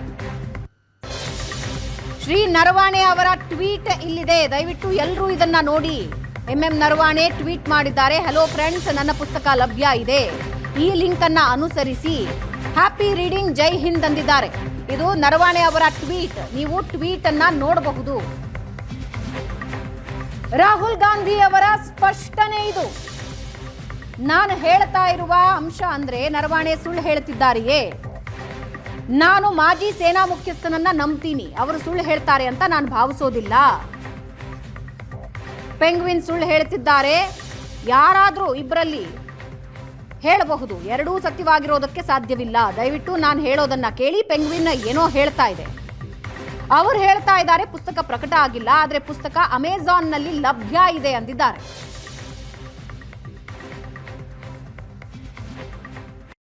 Here is a tweet from Mr. Naravane. ये देख लीजिए please. Manoj Naravane ji. It's a tweet that says, "Hello friends. Sir थोड़ा सा पीछे हो जाइए. Available now. Just follow the link. Happy reading. Jai Hind." This is a tweet that Mr. Naravane has made. You can look into the tweet. So the point I'm making is either Mr. Naravane is lying, and I believe the army chief. Okay, I don't think he will lie, or Penguin is lying. Somebody needs to. Both cannot be telling the truth. No. Please listen to what I said. Yeah. Penguin is saying something. They're saying the book is not being published. Right? The book is available on Amazon. Right. General Naravane has tweeted, as I just read to you, that please buy my book. And I think he tweeted that 2023. 23. Right. So Naravane ji, who's the army chief, who I believe over Penguin. Do you believe Penguin over Naravane ji? I believe Mr. Naravane. He is the army chief. He has made certain statements in the book that is inconvenient for the government of India. It's inconvenient for the Prime Minister. Yes, ಮತ್ತೊಂದು ಸಲ ಪ್ರಶಾಂತ್ ನಾತು ನಮ್ಮೊಂದಿಗೆ live ನಲ್ಲಿ join ಆಗ್ತಾ ಇದ್ದಾರೆ. ಪ್ರಶಾಂತ್, ರಾಹುಲ್ ಗಾಂಧಿ ಅವರ ಹೇಳಿಕೆಯನ್ನು ನಾವು ಕೇಳಿದ್ವಿ, ಜೊತೆಗೆ ಪುಸ್ತಕ ಪ್ರಕಾಶಕರು ನೀಡಿರೋ ಸ್ಪಷ್ಟನೆ. ಹಾಗಾದ್ರೆ ಪುಸ್ತಕ ಬಂದಿದ್ದೆಲ್ಲಿಂದ? ನೋಡಿ, ಜನರಲ್ ಮುಕುಂದ್ ನರವಣೆ 2022ರಲ್ಲಿ ನಿವೃತ್ತರಾಗ್ತಾರೆ. 2019 to 22 ಜನರಲ್ ನರವಣೆ ಅಧಿಕಾರದಲ್ಲಿರ್ತಾರೆ. ಅವರು CDS ಆಗಲ್ಲ, ಚೀಫ್ ಆಫ್ ಡಿಫೆನ್ಸ್ ಸ್ಟಾಫ್ ಆಗಬೇಕು ಅಂತಕ್ಕಂಥದ್ದು ನರವಣೆ ಅವರಲ್ಲಿರುತ್ತೆ. ಅವರು ಆಗ್ಲಿಕ್ಕೆ ಸಾಧ್ಯ ಆಗಲ್ಲ. ಮೇ ಬಿ ಸರ್ಕಾರಕ್ಕೂ ಅವ್ರಿಗೂ ಒಂದಿಷ್ಟು ತಿಕ್ಕಾಟಗಳು ಇರಬಹುದು ಏನೋ. ಅದಾದಮೇಲೆ ಅವರೊಂದು ಪುಸ್ತಕವನ್ನು ಬರೀತಾರೆ. ಯಾವತ್ತೂ ಕೂಡ ಮಿಲ್ಟ್ರಿಯಲ್ಲಿರ್ತಕ್ಕಂಥ, ಅದು ಏರ್ಫೋರ್ಸ್, ಡಿಫೆನ್ಸ್, ನೇವಿಗೆ ಸಂಬಂಧಪಟ್ಟಿರ್ತಕ್ಕಂಥ ಅಧಿಕಾರಿಗಳು ಆಪ್ರೇಷನಲ್ ಡೀಟೇಲ್ಸ್ಗಳನ್ನು ಬರೆಯೋಂಗಿಲ್ಲ ಅಂತಕ್ಕಂಥದ್ದು ಸರ್ಕಾರದ ಒಂದು ನಿಯಮ ಇದೆ. ಅದು ಆಫೀಸ್ ಆಫ್ ಸೀಕ್ರೆಟ್ ಆ್ಯಕ್ಟ್ ಸಂಬಂಧಪಟ್ಟಂತೆ ಒಂದು ನಿಯಮ ಸರ್ಕಾರದ್ದಿದೆ. ಹೀಗಾಗಿ ಯಾರೇ ಆ ಸ್ಥಾನದಲ್ಲಿರ್ತಕ್ಕಂಥ ಅಧಿಕಾರಿಗಳು ಪುಸ್ತಕ ಬರೆದಾಗ ಅದು ರಕ್ಷಣಾ ಇಲಾಖೆಯ ಬಳಿ ಹೋಗುತ್ತೆ. ರಕ್ಷಣಾ ಇಲಾಖೆ ಅಂದರೆ ಸರ್ಕಾರ ಅನುಮತಿ ಕೊಟ್ಟ ನಂತರವೇ ಆ ಪುಸ್ತಕಗಳು ಪ್ರಕಾಶನಗೊಳ್ಳಬೇಕು ಅಂತಕ್ಕಂಥದ್ದು ಸರ್ಕಾರದ ನಿಯಮ. ಜನರಲ್ ಮುಕುಂದ್ ನರವಣೆ ಒಂದು ಪುಸ್ತಕವನ್ನು ಬರೀತಾರೆ.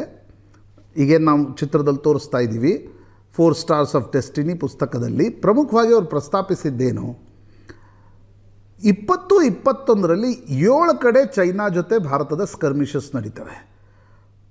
ಆ ಸ್ಕರ್ಮಿಷಸ್ ಎಲ್ಲವೂ ಈಸ್ಟರ್ನ್ ಲಡಾಖ್ನ ಭಾಗದಲ್ಲಿ ನಡೀತಕ್ಕಂಥ, ನಮ್ಗೆ ಗೊತ್ತಿದೆ ಪೆಂಗಾಂಗ್ ಲೇಕ್ನ ಸುತ್ತಮುತ್ತ 0.4ನಿಂದ ಹಿಡಿದು ರೆಜಿಂಗ್ಲಾವರೆಗೆ ಸುಮಾರು 820 ಕಿಲೋಮೀಟರ್ ಇದೆ. ಅದು ಲಡಾಖ್ನ ಚೈನಾ ಜೊತೆಗಿನ ನಮ್ಮ ಬಾರ್ಡರ್.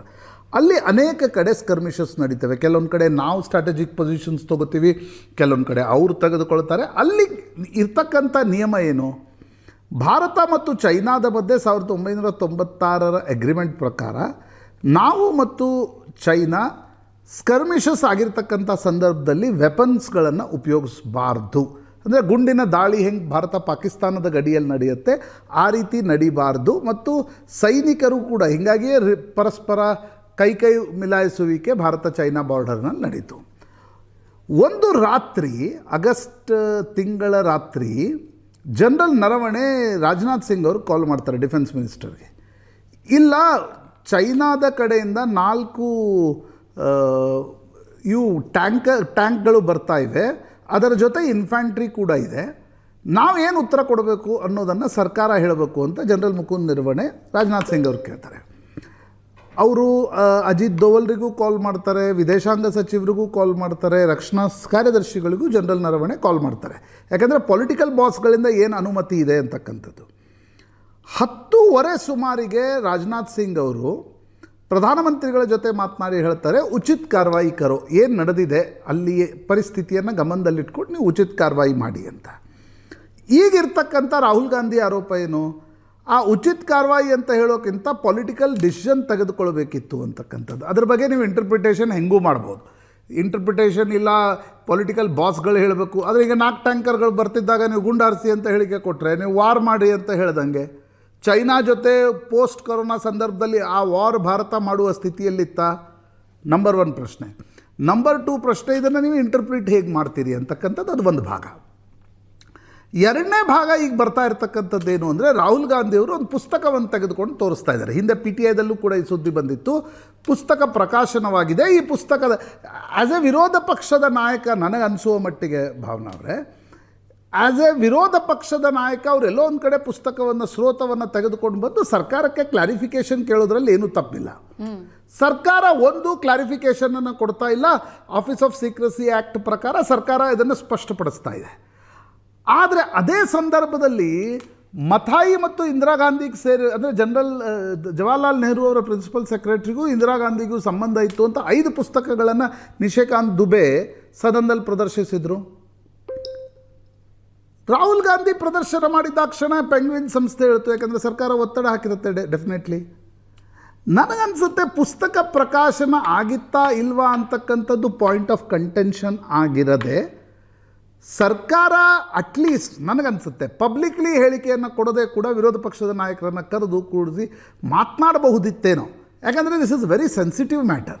ಈಗ ರಾಹುಲ್ ಗಾಂಧಿ ಎಬ್ಸಿರ್ತಕ್ಕಂಥ ಎಲ್ಲ ಪ್ರಶ್ನೆಗಳು ಕೂಡ ರಾಹುಲ್ ಗಾಂಧಿ ಪೊಲಿಟಿಕಲಿ ನೀವು ಇಮ್ಯಾಚ್ಯೂರ್ಡ್ ಅನ್ನುವ ಒಂದು ನೆಪವನ್ನು ಇಟ್ಟುಕೊಂಡು ಅಥವಾ ಒಂದು ಆ ರೀತಿಯ ಟ್ಯಾಗನ್ನು ಮಾಡಿ ನಾವು ಉತ್ತರನೇ ಕೊಡಲ್ಲ ಅಂತಕ್ಕಂಥದ್ದಕ್ಕಿಂತ ನೀವು ವಿರೋಧ ಪಕ್ಷದ ನಾಯಕರನ್ನು ವಿಶ್ವಾಸಕ್ಕೆ ತೆಗೆದುಕೊಂಡು ಉತ್ತರವನ್ನು ಕೊಡಿ. ನಂಬರ್ 1. ನಂಬರ್ 2, ಇಲ್ಲ ಅಂದರೆ ಜನರಲ್ ನರವಣೆ ಈ ಪುಸ್ತಕ ನಾನು ಬರೆದಿದ್ನೋ, ಈ ಅಂಶಗಳನ್ನು ಬರೆದಿದ್ನೋ ಇಲ್ವೋ ಅಂತಕ್ಕಂಥದ್ದು ಜನರಲ್ ನರವಣೆ ಕಡೆಯಿಂದ ಕ್ಲಾರಿಫಿಕೇಷನ್ಸ್ ಕೇಳಿ. ಅದು ಬಿಟ್ಟು ಇಲ್ಲ ಪುಸ್ತಕ ಈಗ ಜನರಲ್ ನರವಣೆ ಹೇಳ್ತಾರೆ ನಾನು ಪುಸ್ತಕ ಬರೆದಿದ್ದೀನಿ, ಅದರ ಕಂಟೆಂಟ್ಸ್ ಬಗ್ಗೆ ನೀವು ಡಿಫೆನ್ಸ್ ಮಿನಿಸ್ಟ್ರಿ ಒಪ್ಪಿಗೆ ಕೊಡಲಿ ಅಂತಕ್ಕಂಥದ್ದನ್ನು ಜನರಲ್ ನರವಣೆ ಹೇಳ್ತಾರೆ. ಈಗ ಸರ್ಕಾರ ಏಕಾಏಕಿ ನೀವು ಪೆಂಗ್ವಿನನ್ನು ಇಟ್ಕೊಂಡು ಪುಸ್ತಕ ಬರೆದಿಲ್ಲ ಅಂತಕ್ಕಂಥದ್ದು ಹೇಳಿದರೆ ಹಾಗಾದರೆ ಪುಸ್ತಕ ಬಂತೆಲ್ಲಿಂದ? ಜನರಲ್ ನರವಣೆ ಬರೆದ್ರೋ ಇಲ್ವೋ ಅಂತಕ್ಕಂಥದ್ದು ಸ್ಪಷ್ಟ ಆಗ್ಬೇಕಲ್ವಾ? ಅಲ್ಲ, ಈಗ ಪ್ರಕಾಶಕರು ಹೇಳ್ತಾ ಇರೋದು ನಾವು ಪ್ರಿಂಟ್ ಮಾಡಿದ್ದಲ್ಲ, we have a copyright ಅಂತ. ನೋಡಿ, ಪ್ರಕಾಶಕರು ಪ್ರಿಂಟ್ ಮಾಡೋಕ್ಕೆ ಬರೋಲ್ಲ ಡಿಫೆನ್ಸ್ ಮಿನಿಸ್ಟ್ರಿ ಒಪ್ಪಿಗೆ ದೊರೆಯುವವರೆಗೆ.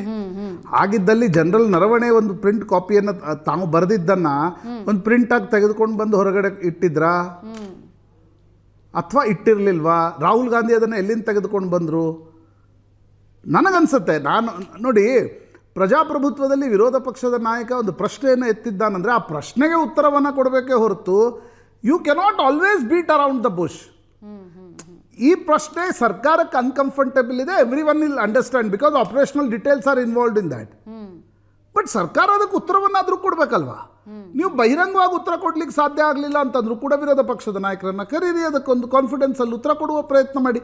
ನನಗನ್ಸುತ್ತೆ ಎರಡೂ ಬದಿಗಳು ಇದರಲ್ಲಿ ಪಾಲಿಟಿಕ್ಸನ್ನು ಆಡ್ತಾ ಇದೆ.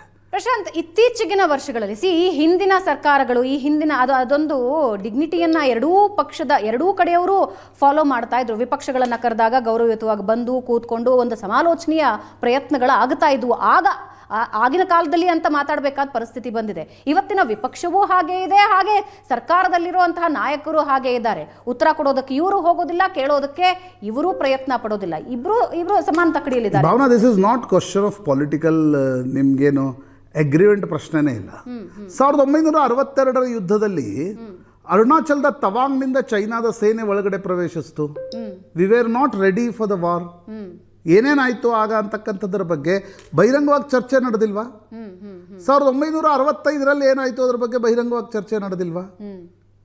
1971ರ ಬಾಂಗ್ಲಾ ಯುದ್ಧದ ಸಂದರ್ಭದಲ್ಲಿ ಏನೇನು ಆಪರೇಷನಲ್ ಡೀಟೇಲ್ಸ್, ಜನರಲ್ ಜಾಕೋಬ್ ಇದ್ರು, ನಾನೇ ಜನರಲ್ ಜಾಕೋಬ್ ಅವ್ರನ್ನ ಇಂಟರ್ವ್ಯೂ ಮಾಡಿದ್ದೆ ದಿಲ್ಲಿಯಲ್ಲಿ.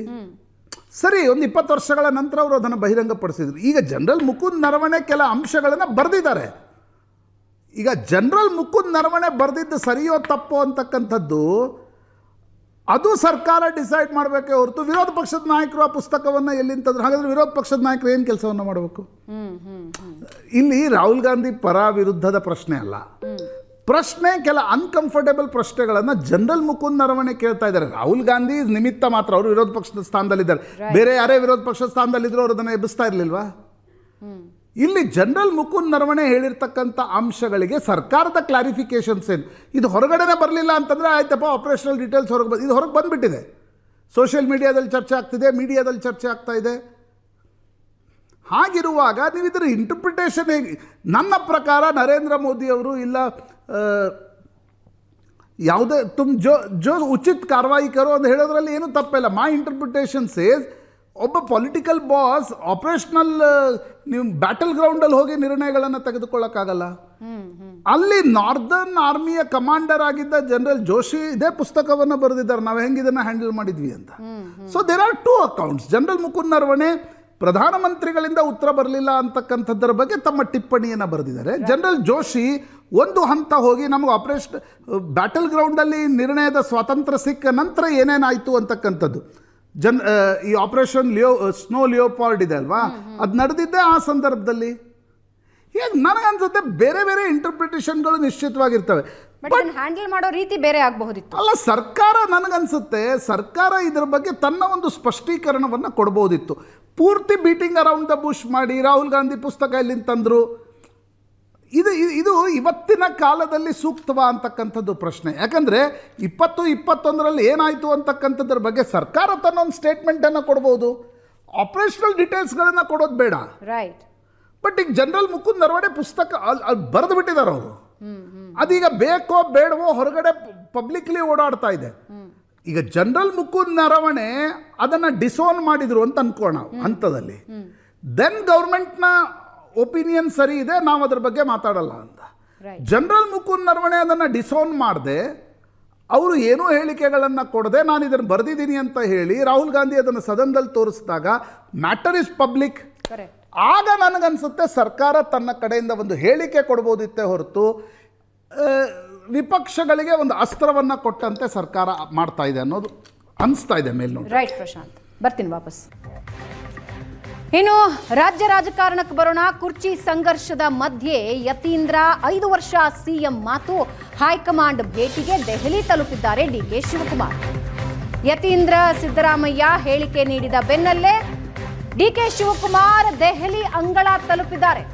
ಇದರ ಜೊತೆಗೆ ಡಿಕೆ ಸುರೇಶ್ ಕೂಡ ದೆಹಲಿ ಪ್ರವಾಸಕ್ಕೆ ಹೊರಟಿದ್ದಾರೆ. ಡಿಕೆ ಸುರೇಶ್ ಹೇಳ್ತಾ ಇರೋದು ಬೇರೆ ಒಂದು ಮೀಟಿಂಗ್ ಇದೆ ಅಂತ.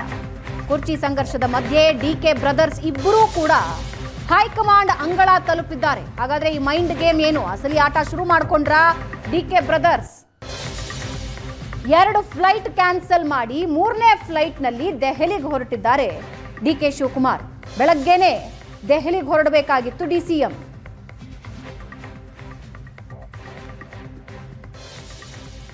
ಟಿಕೆಟ್ ಕ್ಯಾನ್ಸಲ್ ಮಾಡಿ ಕೆಲ ನಾಯಕರ ಜೊತೆ ಮೀಟಿಂಗ್ ಮಾಡಿದ್ರು.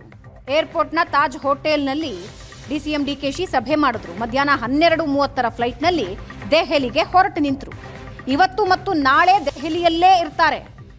ಅಸ್ಸಾಂ ಚುನಾವಣಾ ಸಭೆಯಲ್ಲೂ ಕೂಡ ಡಿಕೆ ಶಿವಕುಮಾರ್ ಭಾಗಿಯಾಗ್ತಾರೆ.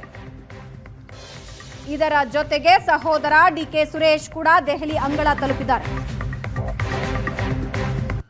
ದೆಹಲಿಗೆ ತೆರಳುವ ಮುನ್ನ ಕುರ್ಚಿ ಬಗ್ಗೆ ಡಿಸಿಎಂ ಮಾತಾಡಿದ್ದಾರೆ. ನಾನು ಸಿಎಂ ಏನು ಮಾಡ್ತಿದ್ದೀವಿ ಅಂತ ನನಗೆ ಗೊತ್ತು. ನಾನು ಹಾಗೂ ಸಿಎಂ ಕದ್ದು ಮುಚ್ಚಿ ಮಾತಾಡಿಕೊಂಡಿಲ್ಲ.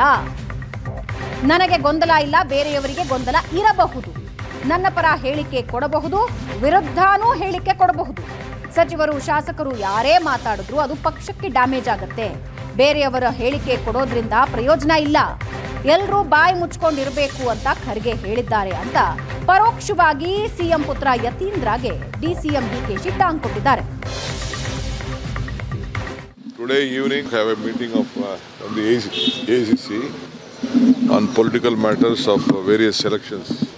ಎಲೆಕ್ಷನ್ಗೋಸ್ಕರ ನಾನು ಹೋಗ್ತಾ ಇದ್ದೀನಿ. ನನ್ನ ಕರೆದಿದ್ದಾರೆ ACCಲಿ. ಹೋಗಿ ಭೇಟಿ ಮಾಡಿಕೊಂಡು ಚುನಾವಣಾ ಅಲ್ಲೇ ಡೇಟು ಅನೌನ್ಸ್ ಆಗೋ ಸ್ಟೇಜ್ ಇದೆ. ಹೋದ್ಮೇಲೆ ಎಲ್ಲರನ್ನೂ ಭೇಟಿ ಮಾಡೋದೇ ರೀ. ಯಾರು ಸಿಗ್ತಾರೆ ಅವ್ರನ್ನೆಲ್ಲ ಭೇಟಿ ಮಾಡೋದು. ಪಾರ್ಲಿಮೆಂಟ್ ನಡೀತಾ ಇರ್ತದೆ. ಫ್ರೀ ಇದ್ದರೆ ಖಂಡಿತ ಭೇಟಿ ಮಾಡ್ತೀನಿ ಸರ್. ನೋಡ್ರಿ, ನಾನು ಸಿದ್ದರಾಮಯ್ಯನವರು ಏನು ಮಾತಾಡಿದ್ದೀವಿ ನನಗೆ ಗೊತ್ತು. ನಾವಿಬ್ಬರೇ ಕದ್ದು ಮುಚ್ಚಿ ಮಾತಾಡ್ಕೊಂಡಿಲ್ಲ. ನಮ್ಮ ಪಕ್ಷದ ವರಿಷ್ಠರು ನಾವು ಎಲ್ಲ ಸೇರಿ ಮಾತಾಡಿದ್ದೀವಿ. ಆ ಮಾತು ಪ್ರಕಾರ ಇಬ್ಬರು ನಾವು ಮಾತಾಡ್ಕೊಂಡಿದ್ದೀವಿ. ಗೊಂದಲ ಏನಿಲ್ಲ. ಗೊಂದಲ ಯಾರಿಗೂ ಬೇರೆಯವ್ರಿಗಿರ್ಬೋದು, ನನಗೆ ಯಾವ ಗೊಂದಲನೂ ಇಲ್ಲ. ಬೇರೆಯವರೆಲ್ಲ ಇದಕ್ಕೆ ಟೆನ್ಷನ್ ತೊಗೊಳೋದು, ಸ್ಟೇಟ್ಮೆಂಟ್ ಕೊಡೋದ್ರಿಂದ ಯಾರಿಗೂ ಏನೂ ಪ್ರಯೋಜನ ಆಗೋದಿಲ್ಲ. ಯಾರಿಗೂ ಏನು ಪ್ರಯೋಜನ ಇಲ್ಲ. ಅವ್ರು ಯಾರು ಸ್ಟೇಟ್ಮೆಂಟ್ ಕೊಡ್ತಾ ಇದ್ದಾರೆ, ನನ್ನ ಪರ ಕೊಡ್ತಾ ಇರ್ಬೋದು, ನನ್ನ ವಿರುದ್ಧ ಕೊಡ್ತಾ ಇರ್ಬೋದು, ಮಂತ್ರಿಗಳಿರ್ಬೋದು, ಶಾಸಕರಿರ್ಬೋದು, ಯಾರೇ ಇರಲಿ. ಪಾರ್ಟಿ ಡ್ಯಾಮೇಜಿಂಗ್ ಸ್ಟೇಟ್ಮೆಂಟ್ಗಳೇ ಹೊರತು ಪಾರ್ಟಿಗೆ ಒಳ್ಳೇದು ಮಾಡೋ ಸ್ಟೇಟ್ಮೆಂಟ್ ಅಲ್ಲ. ಎಲ್ಲ ಬಾಯಿ ಮುಚ್ಕೊಂಡು ಸುಮ್ಮನೆ ಇದ್ರೆ ಒಳ್ಳೇದು ಅಂತ ಮಲ್ಲಿಕಾರ್ಜುನ ಖರ್ಗೆ ಸಾಹೇಬರು ಹೇಳಿದ್ದಾರೆ. ಅದನ್ನು ನಾವು ಪಾಲನೆ ಮಾಡ್ಕೊಂಡು ಹೋಗ್ಬೇಕು. ಇನ್ನು ಕುರ್ಚಿ ಸಂಘರ್ಷದ ಮಧ್ಯೆ ಡಿಸಿಎಂ ಡಿಕೆಶಿ ದೆಹಲಿ ಯಾತ್ರೆ. ಅಸ್ಸಾಂ ಚುನಾವಣೆ ಸಂಬಂಧ ದೆಹಲಿಗೆ ಡಿಕೆಶಿ ಹೋಗಿದ್ದಾರೆ. ಬಜೆಟ್ ಸಭೆಗೆ ಬರಲ್ಲ ಅಂತ ಡಿಕೆಶಿ ಪತ್ರ ಬರೆದಿದ್ದಾರೆ ಅಂತ ಸಿಎಂ ಸಿದ್ದರಾಮಯ್ಯ ಹೇಳಿದ್ದಾರೆ. ಡಿಕೆಶಿ ಅನುಪಸ್ಥಿತಿಯಲ್ಲೇ ಸಭೆ ಆಗತ್ತೆ ಅಂತ ಸಿದ್ದರಾಮಯ್ಯ ಹೇಳಿದ್ದು, ಪವರ್ ಶೇರಿಂಗ್ ಬಗ್ಗೆ ಮಾತಾಡಲ್ಲ ಅಂದಿದ್ದಾರೆ ಸಿಎಂ ಸಿದ್ದರಾಮಯ್ಯ. ಅದರ ಬಗ್ಗೆ ಮಾತಾಡಲ್ಲ, ಹೈಕಮಾಂಡ್ ಹೇಳಿದ್ದೇ ಅಂತಿಮ ಅಂದಿದ್ದಾರೆ. ಸಿದ್ಧತೆ ಹೇಗೆ ನಡೀತಾ ಇದೆ ಸರ್? ಮತ್ತೆ ಡಿಕೆ ಶಿವಕುಮಾರ್ ಪರ್ಮಿಷನ್ ತಗೊಂಡಿದ್ದಾರೆ ಸರ್ ಇವತ್ತು ಗೈರಾಗೋದು? ಹೌದು, ಲೆಟರ್ ಬರ್ತಿದ್ದಾರೆ. ಲೆಟರ್ ಬರೆದು ನನಗೆ ಅಸ್ಸಾಂನ ಮೀಟಿಂಗ್ ಇದೆ, ಅಸ್ಸಾಂ ಚುನಾವಣಾ ಮೀಟಿಂಗ್ ಇದೆ, ಅಲ್ಲಿಗೆ ಹೋಗಬೇಕಾಗಿದೆ ಡೆಲ್ಲಿಗೆ. ಅದಕ್ಕೋಸ್ಕರವಾಗಿ ನಾನು ಬರ್ಲಿಕ್ಕಾಗಲ್ಲ. ಪವರ್ ಶೇರಿಂಗ್ ವಿಚಾರದಲ್ಲಿ ನಾನು ಮತ್ತೆ ಸಿದ್ದರಾಮಯ್ಯ ಕದ್ದು ಮುಚ್ಚಿ ಮಾತಾಡಿಲ್ಲ, ಹೈಕಮಾಂಡ್ ಸಮ್ಮುಖದಲ್ಲೇ ಚರ್ಚೆ ಮಾಡಿರೋದು. ಇವತ್ತು ಹೈಕಮಾಂಡ್ ನಾಯಕರನ್ನು ಭೇಟಿ ಮಾಡ್ತೀನಿ ಅಂತ ಹೇಳಿದ್ದಾರೆ. ನಾನು ಅದ್ರ ಬಗ್ಗೆ ಮಾತಾಡಲ್ಲ. ಹೈಕಮಾಂಡ್ ಅವ್ರು ಏನು ಹೇಳ್ತಾರೆ ಅದ್ರಿಗೆ ಅದನ್ನೇ ಅಂತಿಮ. ಅವ್ರು ಹೇಳಿದ್ರೆ ಅವ್ರನ್ನೇ ಕೇಳಿ, ನಂಗೆ ಗೊತ್ತಿಲ್ಲ. ಹೈಕಮಾಂಡ್ ಏನು ಹೇಳ್ತದೆ ಅದಕ್ಕೆ ನಾನು ಬದ್ಧ. ಇನ್ನು ದೆಹಲಿಯಲ್ಲಿ ಎಐಸಿಸಿ ಸಭೆಗೂ ಮೊದಲು ಡಿಸಿಎಂ ಡಿಕೆ ಶಿವಕುಮಾರ್ ಹೇಳಿಕೆ ನೀಡಿದ್ದು, ಪಕ್ಷದ ಒಂದು ಮೀಟಿಂಗ್ ಇದೆ, ಸಭೆಗೆ ಕರೆದಿದ್ದಾರೆ, ಹೋಗ್ತಾ ಇದ್ದೀನಿ ಎಂದಿದ್ದಾರೆ.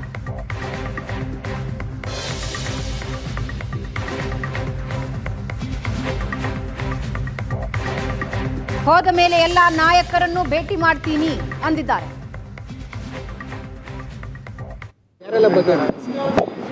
ಹೋಗಿ ಬಂದ್ಮೇಲೆ ಯಾರಿದ್ರು ಅಂತ ಹೇಳ್ತೀನಿ. ಹೈಕಮಾಂಡ್ ನಾಯಕರನ್ನು ಭೇಟಿ ಆಗ್ತೀನಿ ಅಂತ ಖಂಡಿತ ಒಳ್ಳೆ ಕಥೆ ಆಯ್ತಲ್ಲ. ಇದು ಬಂದ್ಮೇಲೆ ಯಾರು ಫ್ರೀ ಆಗಿರ್ತಾರೆ, ಯಾರು ಟೈಮ್ ಕೊಡ್ತಾರೆ ಅವ್ರು ಭೇಟಿ ಮಾಡ್ತಾರೆ.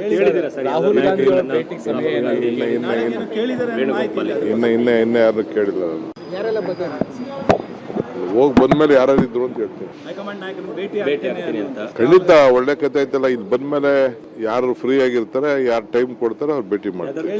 ರಾಹುಲ್ ಗಾಂಧಿ ಅವರ ಭೇಟಿ ಸಮಯ ಇನ್ನ ಯಾರು ಕೇಳಿಲ್ಲ ನಾನು.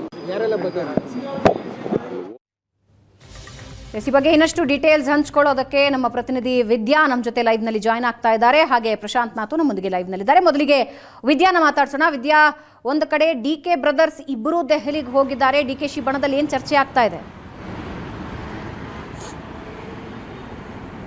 ಭವನ DK ಶಿವಕುಮಾರ್ ಇರಬಹುದು, ಅದರ ಜೊತೆಗೆ ಅವರ ಬೆಂಬಲಿತ ಶಾಸಕರಿರಬಹುದು, ಅವರೆಲ್ಲರ ಪಟ್ಟಿ ಇಡುವಂಥದ್ದು ಬಜೆಟ್ಗೂ ಮುನ್ನವೇ CM ಸ್ಥಾನದ ಬಗ್ಗೆ ಕ್ಲಾರಿಟಿಯನ್ನ ಕೊಡಿ ಅಂತ ಹೇಳಿ CM DK ಶಿವಕುಮಾರ್ ಅವರು ಕೂಡ ಅದೇ ಸ್ಥಾನಕ್ಕೆ ಪಟ್ಟು ಹಿಡಿದಿದ್ದಾರೆ. ನೀವು ಒಂದು ಕೊಡ್ತೀವಿ ಅಂತ ಹೇಳಿ ಅಥವಾ ಇಲ್ಲ ಈ ಬಾರಿ ನಿನಗೆ ಕೊಡಲ್ಲ ಅಂತ ಹೇಳಿ ಅನ್ನುವಂತಹ ಪಟ್ಟನ್ನ ಹೈಕಮಾಂಡ್ ಬಳಿ CM DK ಶಿವಕುಮಾರ್ ಅವರು ಈಗ ಆ ಎರಡು ಆಯ್ಕೆಗಳನ್ನ ಕೊಟ್ಟಿದ್ದಾರೆ ಅನ್ನುವಂತಹ ಚರ್ಚೆಗಳು ರಾಜ್ಯ ರಾಜಕಾರಣದಲ್ಲಿ ನಡೀತಾ ಇದೆ. ಇದರೆಲ್ಲದರ ಬೆನ್ನಲ್ಲೇ ಅಸ್ಸಾಂ ಚುನಾವಣೆಯ ನಿಮಿತ್ತ ACCಯ ನಾಯಕರು ಏನಿದ್ದಾರೆ ಅವರು CM DK ಶಿವಕುಮಾರ್ ಅವರಿಗೆ ಸಭೆಗೆ ಬರುವಂತೆ ಆಹ್ವಾನವನ್ನ ನೀಡಿದ್ರು. ಅದರ ನಿಮಿತ್ತವೇ ದೆಹಲಿಗೆ ಇವತ್ತು CM DK ಶಿವಕುಮಾರ್ ಅವರು ತೆರಳಿರುವಂಥದ್ದು. ಸೊ CM DK ಶಿವಕುಮಾರ್ ಅವರು ಕೇವಲ ಅಸ್ಸಾಂ ಚುನಾವಣೆಯ ಬಗ್ಗೆ ಮಾತನಾಡಿ ವಾಪಸ್ ಬರ್ತಾರಾ? ಖಂಡಿತವಾಗ್ಲೂ ಇಲ್ಲ. ಅವರು ಕ್ಲಾರಿಟಿಯನ್ನ ಬಯಸ್ತಾ ಇರುವಂಥದ್ದು ರಾಜ್ಯ ರಾಜಕಾರಣದಲ್ಲಿ ಆಗ್ತಾ ಇರುವಂತಹ ನಾಯಕತ್ವ ಬದಲಾವಣೆಯ ಚರ್ಚೆ, ಅದರ ಜೊತೆಗೆ 2.5 ವರ್ಷ ಆದ ನಂತರ ತನಗೆ ಬಿಟ್ಟು ಕೊಡ್ತೀವಿ ಅಂದಂತಹ CM ಪಟ್ಟವನ್ನ ನನಗೆ ಯಾವಾಗ ಕೊಡಿಸ್ತೀರಾ ಅನ್ನುವಂತಹ ಕ್ಲಾರಿಟಿಯನ್ನ CM DK ಶಿವಕುಮಾರ್ ಅವರು ಪಟ್ಟು ಹಿಡಿದಿರುವಂಥದ್ದು. ಕಳೆದ ಬಾರಿ ಅಸ್ಸಾಂ ಚುನಾವಣೆಯ ನಿಮಿತ್ತ ಸಭೆಗೆ ಹೋದಂತಹ ಸಂದರ್ಭದಲ್ಲೂ ಕೂಡ ರಾಹುಲ್ ಗಾಂಧಿ ಅವರ ಬಳಿ ಇದನ್ನ ಪ್ರಸ್ತಾಪವನ್ನ ಮಾಡಿದ್ರು ಅನ್ನುವಂತಹ ಮಾಹಿತಿ ಸದ್ಯಕ್ಕೆ ಇದೆ. ಆದರೆ ರಾಹುಲ್ ಗಾಂಧಿ ಅವರು ಯಾವುದೇ ಆನ್ಸರನ್ನು ಕೊಟ್ಟಿಲ್ಲ. ಸರಿಯಾದ ಸಮಯದಲ್ಲಿ ಸರಿಯಾದ ನಿರ್ಧಾರವನ್ನು ತಿಳಿಸ್ತೀವಿ ಅನ್ನುವಂತಹ ಮಾತನ್ನ ಮಾತ್ರ ಹೇಳಿದ್ರು. ಅದರ ಬೆನ್ನಲ್ಲೇ ಮೈಸೂರಿಗೆ ಬಂದಂತಹ ಸಂದರ್ಭದಲ್ಲೂ ಕೂಡ ಇದೇ ಚರ್ಚೆ ಆಗಿತ್ತು.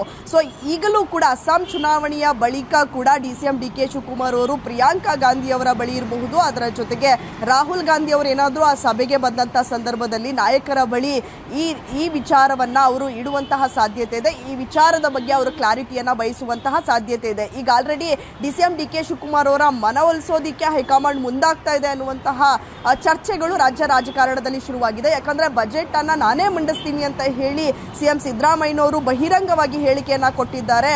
ದಾಖಲೆಯ ಬಜೆಟ್ 17ನೇ ಬಜೆಟ್ ಅನ್ನ CM ಸಿದ್ದರಾಮಯ್ಯನವರು ನಾನೇ ಮಂಡಿಸ್ತೀನಿ ಅಂತ ಹೇಳಿ ಸದನದಲ್ಲೂ ಕೂಡ ಅವರು ಹೇಳಿದ್ರು. ಈ ಕಾರಣಕ್ಕಾಗಿಯೇ ಬಜೆಟ್ ಆದ ಬಳಿಕ ಇದರ ಬಗ್ಗೆ ಮಾತನಾಡೋಣ ಅನ್ನುವಂತಹ ಮನವೊಲಿಕೆಯ ಕಾರ್ಯ ನಡೀತಾ ಇದೆ ಅನ್ನುವಂಥದ್ದು ಕೂಡ ಒಂದಷ್ಟು ಬಣದ ಶಾಸಕರಲ್ಲಿ ಚರ್ಚೆ ಆಗ್ತಾ ಇದ್ದಾರೆ. ಇನ್ನೊಂದು ಕಡೆ ಯಾವುದೇ ಕಾರಣಕ್ಕೂ ಕೂಡ ಬಜೆಟ್ ಮಂಡನೆ ಆಗೋದಿಕ್ಕೆ ಬಿಡಬಾರ್ದು. ಬಜೆಟ್ ಮಂಡನೆಗೂ ಮುಂಚಿತವಾಗಿಯೇ ನಾಯಕತ್ವ ಬದಲಾವಣೆಯ ವಿಚಾರವಾಗಿ ನಾವು ಕ್ಲಾರಿಟಿಯನ್ನ ತೆಗೆದುಕೊಳ್ಬೇಕು ಅನ್ನುವಂತಹ ಚರ್ಚೆ ಕೂಡ ಸದ್ಯಕ್ಕೆ ಇರುವಂಥದ್ದು ಭಾವನಾ. ಆದರೆ CM DK ಶಿವಕುಮಾರ್ ಅವರು ದೆಹಲಿಯಲ್ಲಿ ಇರುವಂತಹ ಕಾರಣಕ್ಕಾಗಿ ಅವರು ಏನು ನಿರ್ಧಾರವನ್ನು ತೆಗೆದುಕೊಳ್ತಾರೆ, ನಾಯಕರ ಬಳಿ ಏನೆಲ್ಲ ಚರ್ಚೆ ಮಾಡ್ತಾರೆ, ಯಾವ ರೀತಿಯಾದಂತಹ ಕ್ಲಾರಿಟಿಯನ್ನ CM DK ಶಿವಕುಮಾರ್ ಅವರು ಬಯಸ್ತಾ ಇದ್ದಾರೆ ಅನ್ನುವಂಥದ್ದು ಸದ್ಯಕ್ಕಿರುವಂತಹ ಕುತೂಹಲ. CM DK ಶಿವಕುಮಾರ್ ಅವರು ದೆಹಲಿಯಿಂದ ವಾಪಸ್ಸಾದ ಬಳಿಕವಷ್ಟೇ ಇದೆಲ್ಲದಕ್ಕೂ ಕೂಡ ತೆರೆ ಬೀಳುತ್ತೆ.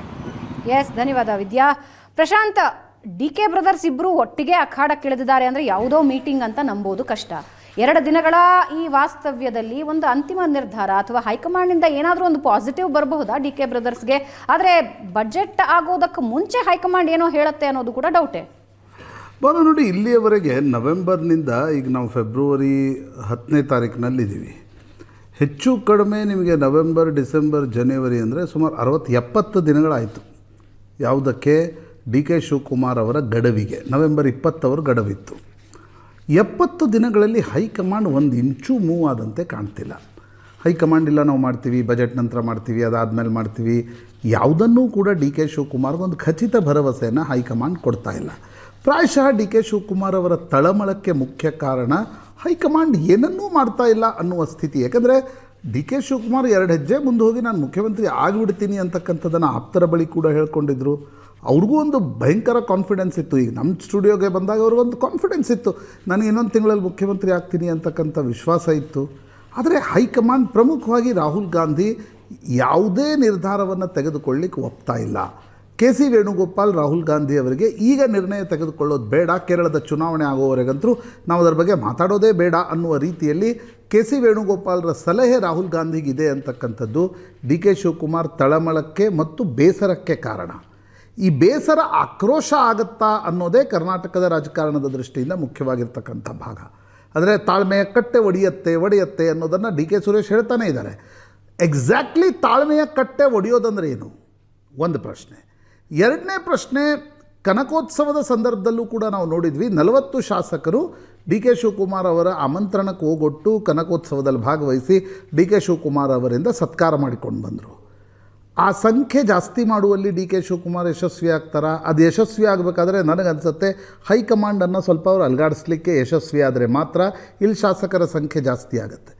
ಹೈಕಮಾಂಡ್ ಒಂದು ವೇಳೆ ಇಲ್ಲ ನಾವು ಏನನ್ನೂ ಯೋಚನೆ ಮಾಡ್ತಿಲ್ಲ ಅಂತಂದರೆ ಶಾಸಕರು ಸುಮ್ಮನೆ ಬಂದು ಡಿ ಕೆ ಶಿವಕುಮಾರ್ ಪರವಾಗಿ ನಿಂತ್ಕೊಳ್ತಾರೆ ಅನ್ನುವ ಸ್ಥಿತಿ ಕರ್ನಾಟಕದ ಕಾಂಗ್ರೆಸ್ನಲ್ಲಂತೂ ಕಾಣ್ತಾ ಇಲ್ಲ.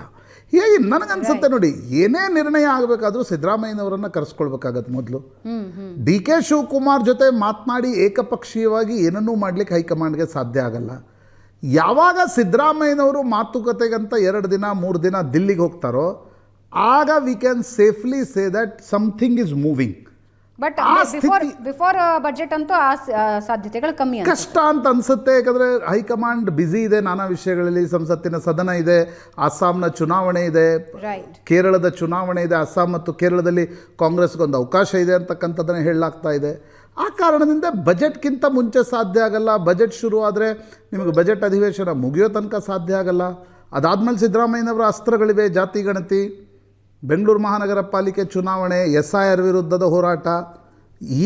ಆಗ ಹೈಕಮಾಂಡ್ ಏನು ನಿರ್ಧಾರ ತೆಗೆದುಕೊಳ್ಳುತ್ತೆ? ಡಿ ಕೆ ಶಿವಕುಮಾರ್ ಪರವಾಗಿ ಗಟ್ಟಿಯಾಗಿ ನಿಲ್ಲುತ್ತಾ? ಶಾಸಕರಷ್ಟಿದ್ದಾರೆ? ಈ ಎಲ್ಲ ಪ್ರಶ್ನೆಗಳು ರಾಜ್ಯದ ರಾಜಕಾರಣದಲ್ಲಿ ನಡೀತಾ ಇದೆ. ರೈಟ್ ಪ್ರಶಾಂತ್, ವಾಪಸ್ ಬರ್ತೀನಿ. ಕುರ್ಚಿ ಸಂಘರ್ಷದ ಮಧ್ಯೆ ಸಂಪುಟ ಪುನರ್ರಚನೆ ಫಿಕ್ಸ್. ಸಂಪುಟ ಪುನರ್ರಚನೆ ಆಗಬಹುದು ಅಂತ ಸಲೀಂ ಅಹಮದ್ ಹೇಳ್ತಾ ಇದ್ದಾರೆ. ಬಜೆಟ್ ಆದ್ಮೇಲೆ ಸಂಪುಟ ಪುನರ್ರಚನೆ ಆಗಬಹುದು. ಅದರಲ್ಲಿ 50% ಸಚಿವರನ್ನ ಬದಲಿಸಿ ಹೊಸಬರಿಗೆ ಅವಕಾಶ ನೀಡಬೇಕು. ದೆಹಲಿಯಲ್ಲಿ ಕಾಂಗ್ರೆಸ್ ಪರಿಷತ್ ಸದಸ್ಯ ಸಲೀಂ ಅಹಮದ್ ಈ ಮಾತು ಹೇಳಿದ್ದಾರೆ. ಈವರೆಗೆ ಇರುವ ಸಚಿವರಿಗೆ ಪಕ್ಷದ ಸಂಘಟನೆ ಜವಾಬ್ದಾರಿ ಕೊಡಬೇಕು. ನಾಯಕತ್ವ ಬದಲಾವಣೆ ಬಗ್ಗೆ ನಾನು ಮಾತಾಡಲ್ಲ. ಹೈಕಮಾಂಡ್ ಲಕ್ಷ್ಮಣ ರೇಖೆ ಎಳೆದಿದೆ ಅಂದಿದ್ದಾರೆ ಸಲೀಂ ಅಹಮದ್.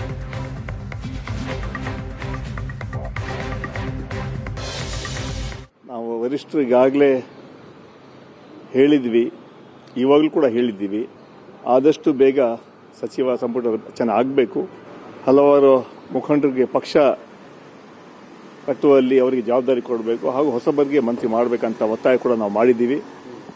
ಅಂತಿಮವಾಗಿ ಹೈಕಮಾಂಡ್ ಮತ್ತು ಮುಖ್ಯಮಂತ್ರಿಗಳು ಉಪಮುಖ್ಯಮಂತ್ರಿ ತೀರ್ಮಾನ ತಗೊಳ್ತಾರೆ. ಬಹುಶಃ ಆದಷ್ಟು ಬೇಗ ಮಾಡ್ತಾರೆ ಅಂತ ವಿಶ್ವಾಸ ಇದೆ. ಆ ಹಿನ್ನೆಲೆಯಲ್ಲಿ ಮತ್ತೆ ಬಜೆಟ್ ಕೂಡ ಶುರು ಆಗ್ತಾ ಇದೆ.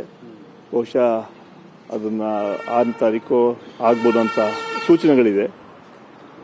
ಆದರೆ ಮತ್ತೆ ನಾನು ಹೇಳ್ತಾ ಇದ್ದೀನಿ, ನಾವು ವರಿಷ್ಠರಿಗೆ ಹೇಳಿದ್ದೀವಿ ಆದಷ್ಟು ಬೇಗ ಸಚಿವ ಸಂಪುಟ ಪುನರ್ರಚನೆ ಮಾಡಬೇಕಂತ ನಾನು ಹೇಳಂತ ಬಯಸ್ತೇನೆ. ನಾಯಕತ್ವದ ಬಗ್ಗೆ ಇದರೊಂದಿಗೆ ಇವತ್ತಿನ ಪಾರ್ಟಿ ರೌಂಡ್ಸ್ ಮುಗಿಸ್ತಾ ಇದ್ದೀವಿ. ನೇರ ದಿಟ್ಟ ನಿರಂತರ ಸುದ್ದಿಗಾಗಿ ನೋಡ್ತಾ ಇರಿ ಏಷ್ಯಾನೆಟ್ ಸುವರ್ಣ ನ್ಯೂಸ್.